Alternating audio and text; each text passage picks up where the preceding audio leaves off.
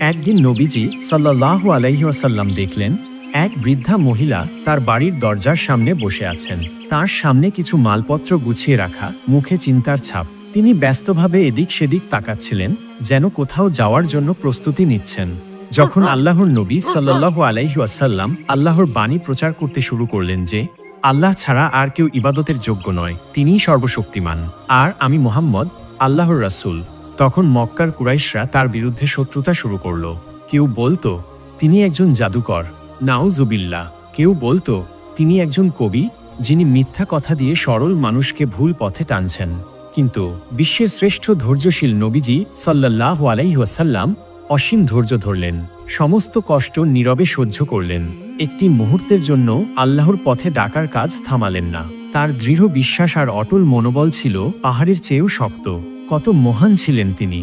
সেই বৃদ্ধা তার বাড়ির উঠানে বসে এক দীর্ঘশ্বাস ফেলে নিজেই বিড়বিড় করে বলতে লাগলেন, না জানি যদি তার সাথে আমার দেখা হয়ে যায়, যদি সেই জাদুকর আমাকে কথা শুনিয়ে আমার মনও বদলে দেয়। তিনি মনে মনে কল্পনা করলেন সেই মুহাম্মদ সাল্লাল্লাহু আলাইহি ওয়াসাল্লাম নামের মানুষটির কথা, যার সম্পর্কে তিনি এতদিন শুনে এসেছেন। সবাই বলে তিনি মানুষের হৃদয়ে এমন কথা বলেন যা শুনলে কেউ আর তার থেকে মুখ ফিরিয়ে নিতে পারে না। না না, আমি আর এই শহরে থাকতে পারবো না, যত তাড়াতাড়ি সম্ভব এখান থেকে চলে যেতে হবে। ঠিক তখনই রাসূলুল্লাহ সাল্লাল্লাহু আলাইহি ওয়াসাল্লাম পথ দিয়ে যাচ্ছিলেন। বৃদ্ধাকে দেখে একটু থামলেন। তিনি বুঝতে পারলেন বৃদ্ধা কোথাও যাওয়ার প্রস্তুতি নিচ্ছেন, কিন্তু তিনি খুবই দুর্বল। মালপত্রগুলো বেশ ভারী দেখাচ্ছেন। নবীজি স্নেহভরা কণ্ঠে বললেন, আম্মা, আপনি কোথায় যাচ্ছেন? বৃদ্ধা একটু চমকে উঠলেন আর বললেন, বেটা, আমি এই শহর ছেড়ে চলে যাচ্ছি। এখানে থাকা আর নিরাপদ নয়। এখানে এক জাদুকর এসেছে যে মানুষের মনকে তার দিকে টেনে নেয়। আমি চাই না আমারও সেই দশা হোক। নবীজি মাথা ঝুঁকিয়ে শুনলেন। তার চোখে কোনো বিস্ময় নেই, মুখে কোনো বিরক্তি নেই। তিনি বলেন, আম্মা, তাহলে কি আমি আপনাকে সাহায্য করতে পারি? আপনার বোঝা তো অনেক ভারী দেখাচ্ছে। বৃদ্ধা কিছুক্ষণ নবীজির দিকে তাকিয়ে রইলেন। এ কেমন তরুণ!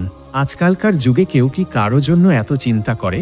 তারপর অনেক চিন্তা ভাবনার পর তিনি বলেন, বেটা, যদি তুমি আমার এই মালপত্রগুলো আমার মাথায় তুলে দাও, তাহলে আমার বড় উপকার হয়। নবীজি একটু এগিয়ে গেলেন, মালপত্রগুলো তুলতে গেলেন। বোঝা বেশ ভারী। তিনি বুঝতে পারলেন বৃদ্ধার পক্ষে এগুলো বহন করা একেবারেই অসম্ভব। তাই নবীজি বললেন, আম্মা, আপনার বোঝা তো বেশ ভারী, আর আপনি তো বয়সেও অনেক বড় হয়ে গেছেন। যদি আপনি অনুমতি দেন, তাহলে কি আমি আপনাকে আপনার গন্তব্য পর্যন্ত পৌঁছে দিতে পারি? বৃদ্ধা এবার অবাক হলেন। এই যুবক এত বিনয়ী, এত দয়ালু। তিনি এক মুহূর্ত চুপ করে রইলেন। তারপর গভীর কৃতজ্ঞতায় বললেন, বেটা, এর চেয়ে বড় দয়া আর কি হতে পারে? তখন আল্লাহর রসূল সাল্লাল্লাহু আলাইহি ওয়াসাল্লাম বৃদ্ধার বোঝা নিজের কাঁধে তুলে নিলেন এবং ধীর পায়ে তার সঙ্গে হাঁটতে লাগলেন। বৃদ্ধা হাঁপাচ্ছিলেন, কিন্তু কথা থামাচ্ছিলেন না। পথ চলতে চলতে নবীজির দিকে তাকিয়ে বললেন, বেটা, আমি তোমাকে একটা কথা বলছি, শোনো। তুমি যদি বুদ্ধিমান হও, তাহলে এই শহর ছেড়ে চলে যাও। এখানে এখন এক ভয়ঙ্কর জাদুকর এসেছে, তার নাম মুহাম্মদ। সে নিজেকে নবী বলে দাবি করে, আমাদের পূর্বপুরুষদের উপাস্যদের নিয়ে মিথ্যা বলে, মানুষকে বিভ্রান্ত করে। নবীজি নীরবে হাঁটছিলেন, কিন্তু কোনো উত্তর দিলেন না। বৃদ্ধা একটু থেমে নিঃশ্বাস নিলেন, তারপর আবার বলতে লাগলেন, সবচেয়ে ভয়ানক ব্যাপার কি জানো? তার কথার মধ্যে এমন এক জাদু আছে যে একবার শুনলেই মানুষ তার হয়ে যায়। তার কথায় সবাই মুগ্ধ হয়ে যায়, তারপর তাকে অনুসরণ করতে শুরু করে। কত মানুষ যে তার ফাঁদে পড়ে গেছে। বৃদ্ধা অসহায়ভাবে মাথা নাড়লেন, যেন কত বড় একটা বিপদের কথা বলছেন। নবীজি নির্বিকারভাবে তার কথা শুনতে লাগলেন, যেন তিনি কিছুই শুনছেন না। বৃদ্ধা এবার একটু গম্ভীর স্বরে বললেন, বেটা, আমি সারা জীবন আমার মূর্তিদের উপাসনা করেছি। আমি চাই না যে শেষ বয়সে এসে আমার বিশ্বাস নড়বড়ে হয়ে যাক। আমার পূর্বপুরুষেরা যেভাবে জীবন কাটিয়েছে, আমিও সেভাবেই কাটাতে চাই। আমি চাই না ওই মুহাম্মদের কথায় বিভ্রান্ত হয়ে যাই। আমি তোমাকেও সতর্ক করে দিচ্ছি, তার থেকে দূরে থাকো। এইভাবে পুরো রাস্তা জুড়ে বৃদ্ধা একনাগারে মুহাম্মদ সাল্লাল্লাহু আলাইহি ওয়াসাল্লাম এর বিরুদ্ধে অভিযোগ করতে লাগলেন। তিনি নানা কটু কথা বললেন, অপমান করলেন, বারবার সাবধান করলেন যেন নবীজির ধারে কাছেও না যান।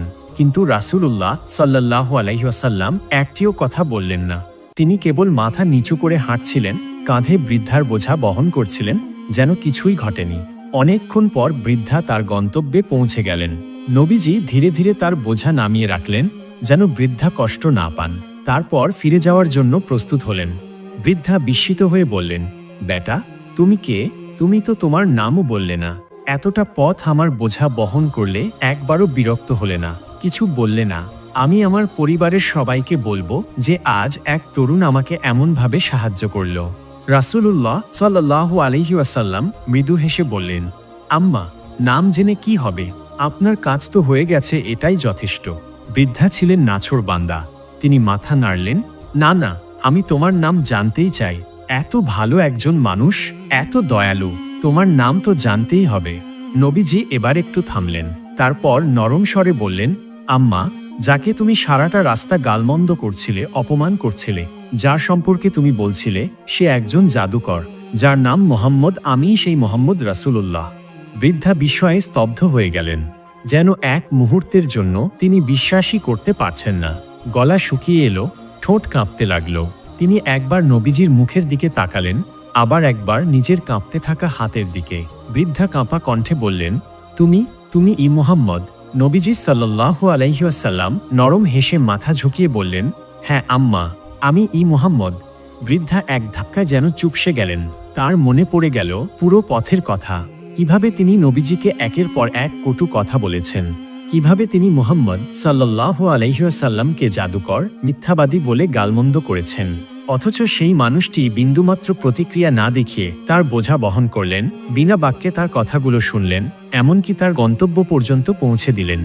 বৃদ্ধার চোখ দিয়ে গরম অশ্রু ঝরতে লাগল। এতক্ষণ যার বিরুদ্ধে তিনি কথা বলছিলেন, যাকে তিনি ভয় পেতেন, সেই মহান হৃদয়ের মানুষটি তার পাশে দাঁড়িয়েছিলেন, একটিবারের জন্যও নিজের পরিচয় দেননি। তিনি আর দাঁড়িয়ে থাকতে পারলেন না। কাঁপতে কাঁপতে রাসূলুল্লাহ সাল্লাল্লাহু আলাইহি ওয়াসাল্লামের পায়ের কাছে নত হয়ে বসলেন। হাত দুটি নবীজির পায়ের ওপর রেখে কেঁদে ফেললেন। অশ্রুসিক্ত কণ্ঠে বললেন, আমি সারাটা পথ তোমার সম্পর্কে কটু কথা বলেছি, তোমাকে অপমান করেছি, অথচ তুমি আমার জন্য কিছু বলনি, উল্টো আমার বোঝা কাঁধে তুলে নিয়েছ। আমার কি জানা উচিত ছিল না যে সত্যিকারের মহান ব্যক্তিরাই এমন হয়? নবীজি নম্র কণ্ঠে বললেন, আম্মা, আপনি কিছু জানতেন না, তাই তো বলেছিলেন। আর যে জানে না তাকে যদি ধৈর্য ধরে বোঝানো যায়, তাহলে সে একদিন সত্য উপলব্ধি করবেই। বৃদ্ধার কান্না থামছিল না। তিনি দীর্ঘশ্বাস ফেলে গভীর বেদনায় বললেন, আমি ভুল করেছিলাম। আমি এতদিন মিথ্যা শুনেছি, আমাকে এতদিন ভুল শেখানো হয়েছে। মুহাম্মদ, আমি এখন বুঝতে পারছি তুমি সত্য ও ন্যায় পরায়ণ, তুমি নিশ্চয়ই আল্লাহর প্রেরিত রাসূল। তিনি উঁচু কণ্ঠে বললেন, আমি সাক্ষ্য দিচ্ছি আল্লাহ ছাড়া আর কোনো উপাস্য নেই, এবং আমি সাক্ষ্য দিচ্ছি যে তুমি মুহাম্মদ আল্লাহর রাসূল। এমনি আরেকটি ঘটনা। মক্কার কুরাইশ বংশের এক নামকরা নেতা ছিল আবু লাহাব। তার আসল নাম ছিল আব্দুল উজ্জা, কিন্তু তার মুখ সবসময় লালচে থাকত, যেন আগুনের শিখা জ্বলছে। তাই লোকে তাকে আবু লাহাব, অগ্নিশিখার জনক বলে ডাকত। কিন্তু সে ছিল ইসলামের সবচেয়ে বড় শত্রু। নবীজি সাল্লাল্লাহু আলাইহি ওয়াসাল্লামের আপন চাচা হয়েও প্রথম দিন থেকেই তার দাওয়াতের বিরোধিতা করে আসছিল। যতবার নবীজি ইসলাম প্রচার করতেন, আবু লাহাব ততবার তার পেছনে গিয়ে লোকদের বিভ্রান্ত করত। একদিন নবীজি সাল্লাল্লাহু আলাইহি ওয়াসাল্লাম আল্লাহর নির্দেশে মক্কার বিখ্যাত সফা পাহাড়ে উঠে দাঁড়ালেন। মক্কা এটা ছিল প্রচলিত রীতি, যখন কেউ জরুরি কিছু ঘোষণা করতে চায় তখন এই পাহাড়ে উঠে ডাক দিত। নবীজি সাল্লাল্লাহু আলাইহি ওয়াসাল্লাম সেদিনও জোরে জোরে ডাক দিলেন, হে কুরাইশ গোত্রের লোকেরা, তোমরা সবাই এখানে আসো। এই ডাকে মক্কার লোকেরা দ্রুত জড়ো হয়ে গেল। সবাই আগ্রহী হয়ে উঠল। নবীজি সাল্লাল্লাহু আলাইহি ওয়াসাল্লাম যখন দেখলেন লোকেরা মনোযোগ দিয়ে শুনছে, তখন তিনি বললেন, বলো তো, যদি আমি বলি যে এই পাহাড়ের ওপাশে এক বিশাল বাহিনী লুকিয়ে আছে, যারা তোমাদের আক্রমণ করতে আসছে, তোমরা কি আমার কথা বিশ্বাস করবে? লোকেরা একসঙ্গে জবাব দিল, অবশ্যই, তুমি তো কখনো মিথ্যা বলনি। সবাই নিশ্চিন্ত ছিল, কারণ নবীজি সাল্লাল্লাহু আলাইহি ওয়াসাল্লাম ছিলেন আল আমিন, বিশ্বস্ত। তার জীবনে কেউ একটাও মিথ্যা শোনেনি। ঠিক তখনই নবীজি সাল্লাল্লাহু আলাইহি ওয়াসাল্লাম বললেন, তাহলে শোনো, আমি তোমাদের সতর্ক করতে এসেছি। তোমাদের রব এক আল্লাহ, তার কোনো অংশীদার নেই। আমি তোমাদের জন্য এক কঠিন দিনের শাস্তির ব্যাপারে সতর্ক করছি। নবীজির কথা শুনে সবাই এক মুহূর্তের জন্য স্তব্ধ হয়ে গেল। কিন্তু আবু লাহাব প্রচণ্ড রেগে গেল। সে ভীষণ চিৎকার করে উঠল, তোমার সর্বনাশ হোক, এজন্যই আমাদের এখানে ডেকেছ? এরপর সে দম্ভ ভরে নবীজিকে উপহাস করল আর বিরক্ত হয়ে সেখান থেকে চলে গেল। এই ঘটনার পরেই আল্লাহ তাআলা আবু লাহাবের বিরুদ্ধে কুরআনে এক শক্তিশালী আয়াত নাজিল করলেন। আবু লাহাবের 2 হাত ধ্বংস হোক এবং সে নিজেও ধ্বংস হোক। সূরা আল মাসাদ আয়াত 1। এই আয়াত নাজিল হওয়ার পর আবু লাহাব আরও ক্ষিপ্ত হয়ে উঠল। সে নবীজিকে দমিয়ে রাখার জন্য আরও বেশি বাধা দিতে লাগল। নবীজি সাল্লাল্লাহু আলাইহি ওয়াসাল্লাম যখন কোনো বাজারে যেতেন, আল্লাহর পথে ডাক দিতেন, তখন আবু লাহাব লোকদের বলতো, এই লোক পাগল, এর কথা শুনো না। কখনো বলতো, এ আমার ভাইয়ের ছেলে, আমি জানিয়ে মিথ্যাবাদী। লোকেরা যখন নবীজিকে নামাজ পড়তে দেখত, তখন আবু লাহাব সেখানে গিয়ে ব্যঙ্গ করত এবং বলতো, এই লোক তোমাদের বিভ্রান্ত করছে। সে এক আল্লাহর ইবাদত করতে বলে তোমাদের পূর্বপুরুষদের পথ থেকে সরাতে চায়। আবু লাহাবের স্ত্রী উম্মে জামিলও ছিল ইসলামের কঠোর বিরোধী। সে ছিল আবু সুফিয়ানের বোন, অর্থাৎ সে ছিল এক শক্তিশালী ও সম্ভ্রান্ত নারী। নবীজি সাল্লাল্লাহু আলাইহি ওয়াসাল্লাম ও মুসলিমদের কষ্ট দেওয়ার জন্য উম্মে জামিল নানা ষড়যন্ত্র করত। যতবার নবীজি মানুষকে ইসলামের দিকে ডাকতেন, উম্মে জামিল ঠিক ততবার তার পথে বাধা হয়ে দাঁড়াত। সে কেবল নিজের স্বামী আবু লাহাবকে সহায়তা করত না, বরং নিজেও সক্রিয়ভাবে নবীজি ও তার সাহাবীদের কষ্ট দেওয়ার জন্য নানা ফন্দি আঁটত। সে গোপনে গিয়ে নবীজির চলার পথে ধারালো কাঁটা, শুকনো কাঁটাযুক্ত ডালপালা ফেলে রাখত। বিশেষ করে রাতের বেলা সে রাস্তার এক কোণে দাঁড়িয়ে থেকে নিশ্চিত করত যেন কাঁটাগুলো ঠিক সেই জায়গায় পড়ে যেখানে দিয়ে নবীজি হাঁটেন। তার আশা ছিল যখন রাসূলুল্লাহ সাল্লাল্লাহু আলাইহি ওয়াসাল্লাম সকালে বের হবেন, তার পায়ে কাঁটা ফুটবে, তিনি ব্যথা পাবেন, রক্ত বের হবে। কিন্তু নবীজি সাল্লাল্লাহু আলাইহি ওয়াসাল্লাম কখনো অভিযোগ করতেন না। তিনি ধৈর্য ধরতেন। তিনি শুধু রাস্তা পরিষ্কার করতেন আর আল্লাহর কাছে দোয়া করতেন, হে আল্লাহ, তুমি সত্যকে সুপ্রতিষ্ঠিত করো। উম্মে জামিল শুধু কাঁটাই ছড়াতো না, তার মুখ থেকেও বের হতো বিষের মতো কথা। নবীজি যেখানে যেতেন, সে তার পেছনে গিয়ে লোকদের বলতো, এই লোক মিথ্যাবাদী, একজন জাদুকর, ওর কথা শুনলে সবাই বিপথে চলে যাবে। কুরআনের সূরা আল মাসাদ নাজিল হওয়ার পর সে এত রেগে গেল যে একদিন সে হাতে বড় একটা পাথর নিয়ে নবীজি সাল্লাল্লাহু আলাইহি ওয়াসাল্লামকে আঘাত করতে এলো। তখন নবীজি সাল্লাল্লাহু আলাইহি ওয়াসাল্লাম কাবা চত্বরে আবু বকর রাদিয়াল্লাহু তাআলা আনহু এর পাশে বসেছিলেন। কিন্তু আল্লাহর কুদরতে উম্মে জামিল তাকে দেখতে পেল না। সে শুধু আবু বকরকে দেখল এবং বলল, তোমার সাথী মুহাম্মদ কোথায়? আমি ওকে হত্যা করব। বদরের যুদ্ধ যখন হলো, তখন আবু লাহাব নিজে যুদ্ধে যায়নি। সে মক্কায় থেকে গোপনে খবরের অপেক্ষা করছিল। সে আশা করছিল কুরাইশ বাহিনী নিশ্চয়ই মুসলমানদের নিশ্চিহ্ন করে দেবে। কিন্তু যখন একদম উল্টো খবর এলো, তখন সে হতবাক হয়ে গেল। যখন একজন এসে বলল, মুসলমানরা জয়ী হয়েছে, কুরাইশের বড় বড় নেতারা নিহত হয়েছে, আবু জাহেলও মারা গেছে, এই খবর শুনে আবু লাহাবের মুখ কালো হয়ে গেল। তার শরীর কাঁপতে লাগলো। সে বিশ্বাস করতে পারছিল না মুহাম্মদ সাল্লাল্লাহু আলাইহি ওয়াসাল্লামের অনুসারীরা মাত্র 313 জন, অথচ তারা কুরাইশের শক্তিশালী 1000 সৈন্যকে পরাজিত করেছে। সে ক্ষিপ্ত হয়ে চিৎকার করল, এ অসম্ভব, কুরাইশ পরাজিত হতে পারে না। কিন্তু এই সত্য মেনে নেওয়া ছাড়া তার আর কোনো উপায় ছিল না। বদরের যুদ্ধের পর থেকে আবু লাহাব মানসিকভাবে বিধ্বস্ত হয়ে পড়েছিল। তার আত্মবিশ্বাস ভেঙে গিয়েছিল। এরপর কয়েকদিনের মধ্যেই তার শরীরে দেখা দিল এক অদ্ভুত রোগ। সে অনুভব করল তার শরীর ভেতর থেকে পচতে শুরু করেছে।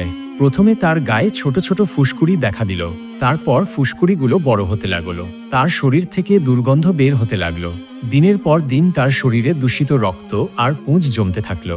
এই রোগ ছিল প্লেগ বা গুটি বসন্তের মতো। মক্কার লোকেরা একসময় বুঝতে পারল আবু লাহাবের শরীরে এক ভয়ানক সংক্রমণ ছড়িয়ে পড়েছে। একজন বলল, ওর শরীর থেকে দুর্গন্ধ বের হচ্ছে, আমি ওর পাশে থাকলে নিজেও আক্রান্ত হয়ে যাব। তারপর সবাই দূরে সরে গেল। তার নিজের আত্মীয়রাও তার কাছে আসতে চাইল না। আবু লাহাব কাতরাতে লাগলো। সে চিৎকার করে ডাকলো, কেউ আমাকে একটু পানি দাও, কেউ আমার পাশে বসো। কিন্তু কেউই এলো না। তারই পরিবার, তারই কুরাইশ বংশের লোকেরা সবাই দূর থেকে তার দুর্দশা দেখল, কিন্তু কেউ কাছে গেল না। সে একা অসহায় অবস্থায় ধীরে ধীরে মৃত্যুর দিকে এগিয়ে যেতে লাগলো। অবশেষে সে মারা গেল। তার মৃতদেহ স্পর্শ করতেও কেউ রাজি হলো না। লোকেরা তার লাশ দেখেও কাছে গেল না। কেউ কেউ বলল, এই লাশে রোগ ছড়িয়ে আছে, যদি স্পর্শ করি আমরাও সংক্রমিত হয়ে যাব। তার আত্মীয়রা কেউ সাহস করল না তাকে গোসল করাতে, কাপড়ে জড়াতে, কবর দিতে। অবশেষে তারা একটি লম্বা লাঠি নিল। লাঠি দিয়ে দূর থেকে তার লাশ ধাক্কা দিয়ে এক গর্তের দিকে ঠেলে দিল। তারপর উপর থেকে মাটি ও পাথর চাপা দিয়ে দিল। এমনই আরেক দিনের ঘটনা। মক্কার পরিস্থিতি দিন দিন কঠিন হয়ে উঠছিল। তখন নবীজি সাল্লাল্লাহু আলাইহি ওয়াসাল্লাম ভাবলেন, যদি মক্কার লোকেরা সত্যকে গ্রহণ না করে তাহলে হয়তো অন্য কোনো শহরের মানুষ ইসলামের দাওয়াত গ্রহণ করবে। এমন ভাবনা থেকেই তিনি সিদ্ধান্ত নিলেন তায়েফ সফরে যাবেন। এখানে বসবাস করত বনু সাকিফ গোত্র, যারা নিজেদের শক্তিশালী ও অভিজাত মনে করত। নবীজি সাল্লাল্লাহু আলাইহি ওয়াসাল্লাম আশা করলেন, যদি তায়েফের নেতারা ইসলামের বার্তা গ্রহণ করে তাহলে এখানেই ইসলামের জন্য একটি নিরাপদ আশ্রয়স্থল গড়ে উঠবে। যাত্রা শুরু হলো। নবীজি সাল্লাল্লাহু আলাইহি ওয়াসাল্লাম একা যাননি, যায়েদ ইবনে হারিসা রাদিয়াল্লাহু তাআলা আনহুকে সঙ্গে নিলেন। এই তরুণ সাহাবী নবীজিকে খুব ভালোবাসতেন। তিনি ছিলেন তার একান্ত বিশ্বস্ত সহচর। তারা পায়ে হেঁটে দীর্ঘ পথ পাড়ি দিয়ে তায়েফের দিকে রওনা হলেন। পথ দীর্ঘ, ক্লান্তিকর, কিন্তু নবীজি সাল্লাল্লাহু আলাইহি ওয়াসাল্লামের মনে ছিল একটাই আশা, হয়তো তায়েফের মানুষ সত্যকে গ্রহণ করবে। নবীজি সাল্লাল্লাহু আলাইহি ওয়াসাল্লাম যখন তায়েফে পৌঁছালেন তখন তিনি শহরের প্রধান 3 নেতার কাছে গেলেন। তারা ছিল আবু দিয়ালাইল, মাসউদ ও হাবিব। নবীজি সাল্লাল্লাহু আলাইহি ওয়াসাল্লাম তাদের সামনে ইসলামের দাওয়াত পেশ করলেন। তিনি বললেন, আল্লাহ এক, তার কোনো অংশীদার নেই, আমি তার প্রেরিত রাসূল। যদি তোমরা সত্যের পথে আসো তাহলে তোমাদের জন্য দুনিয়া ও আখিরাতে শান্তি রয়েছে।